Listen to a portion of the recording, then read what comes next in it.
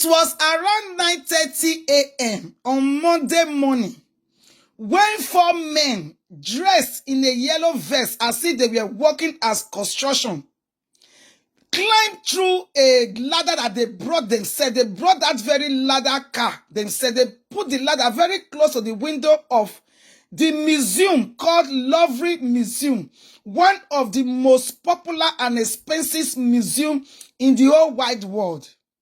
They went inside. The time they take going inside and the time they take steal the diamond jewelries of King Napoleon's wife. In fact, it was altogether 7 minutes. They robbed in 7 minutes and they made away with over $100 million jewelries of Napoleon's wife, crown, jewelries, necklace, diamond that the husband gave to her during even the one they gave to her during the time of their wedding. Collections, I'm talking of collections, crown. In fact, they went in straight to Napoleon Gallery. They know where they were coming because it was an organized robbery.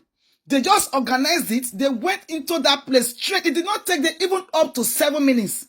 7 minutes as they were running away because they came with two machines. Two people were sitting on the machine waiting for them to just go and bring it. It was just an organized, it was just to organize. So as they were running away, and they now left this very big crown. This one can't fall for their hand. This very big crown can't fall for their hand. It can't fall for the streets of Paris. That was when the police can't go there. Go carry that one. Carry and come back, come put back for the museum. The remaining jewelries of King Napoleon's wife, the first wife, the second wife, all the jewelries, 9 of them are gone. They just carry everything. But the problem now is that these jewelries are priceless jewelries. They are treasure. You understand? They are jewelries that it's not really the money that is the problem. The problem is that they will go and destroy it and sell it in pieces. But this is everlasting treasure that is supposed to be in the museum because it has been in the museum since the 1800 century. Long time ago, all this crown has been there. That these people just came and stole away in just 7 minutes. Just 7 minutes.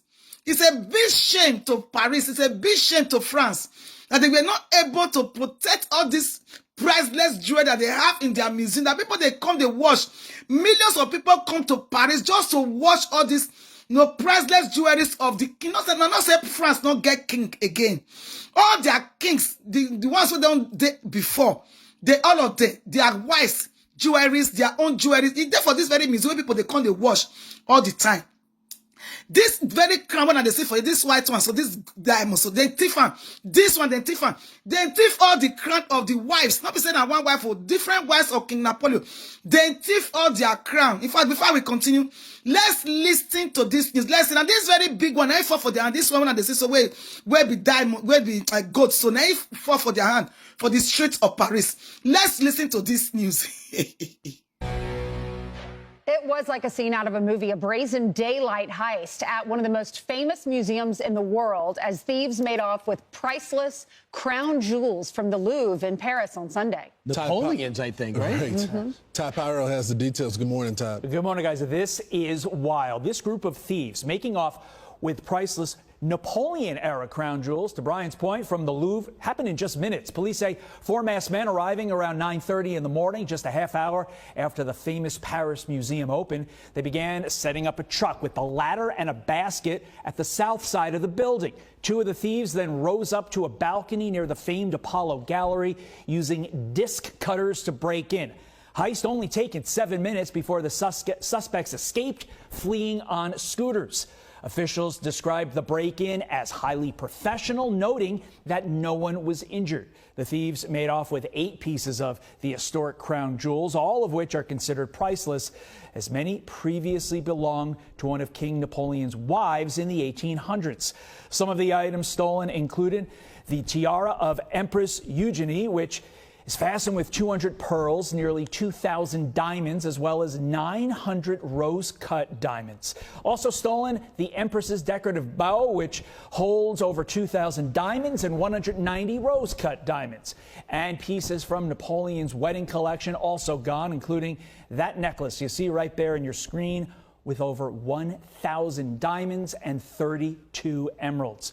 Police still on the hunt for the 4 thieves, working on a theory that the heist was conducted by an organized crime group. This is out of a movie, guys. Back over to you. I mean, what do you do with it? Who's going to buy it? Oh, okay. Thanks for the I That's a heard this great morning- question.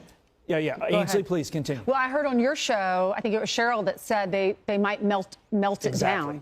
Because having a little bit of experience, not robbing anything myself, but knowing what you do with these stolen things, I know for a fact that in a very famous art heist, everybody thought they sold the art. You can't sell the art. They buried it and they destroyed it because ultimately it's gone. With this, to your point, Ainsley, and to the point Cheryl made, they melt it down. It goes away. They recut the diamonds, and then they sell it on the black market, and they make a ton of money off of it. Yeah, you just got to worry about the security. One of those famous museums, if not the most famous in the world, and you have this type of material, and yet they're able to pull this off. Macron says the theft committed at the Louvre is an attack on the heritage we cherish because it's part of our history. I mean, France. Well, it's a story that has captured the attention of the world. So you have October, autumn in Paris, and you think it's wonderful? Well, not so wonderful this week. So what happened at the Louvre, the art museum that everybody knows? At 9 a.m. on Sunday, that's when the museum opens. Everybody's lined up. Everybody's getting ready to come in. So were the guys who were going to do this heist. The truck arrived around 9:30 a.m. It looks like a normal truck, right? You've got basically construction workers. They put the ladder all the way up there, and then the thieves climb up the ladder. It takes them 4 minutes. They enter through the second floor window, and then it takes them only 7 minutes to steal all the jewels. And here's some pictures here of things that they took. I mean, we just had Judge Janine on. She would love to have a look at those. She is, she knows her art and she knows her history. She probably could solve this case. But in the meantime, because she's so busy, let's bring in Scott Selby. He's co-author of Flawless: Inside the Largest Diamond Heist in History. So how do you think they pulled this off? I think that they cased the joint for a while, and they saw a number of security flaws. As you mentioned, the staff had issues in terms of the level of protection and what was going on there, and they took advantage of what they noticed. And one of the things that I think is just incredible is imagining, like, you can imagine like this happening maybe in the olden days when there weren't cameras and all this other types of security, but why would they have taken those particular items? Is that something that they can go and sell, or are they so rarefied? Would this be something that somebody asked them to go and do? Well, everything that's in the Louvre is going to be incredibly rarefied and have historical value. And these are from Napoleonic era, things that belong to, empresses and empires. But the issue here is if they steal the Mona Lisa, which has been done before, what are you going to do with it, right? But with these, what you can do is destroy the historical value by breaking them apart. So we look at these images, and right there you have a bunch of diamonds, right? And sapphires, emeralds. You take it apart and you recut some of these stones, you polish these stones, and you sell them on the black market. And then it goes into the legitimate market, and no one knows where they came from. It really is so sad. I'm going to quote to you from the French culture minister, said that when the museum was designed, it wasn't designed to welcome 10 million visitors or prepared for these new forms of criminality.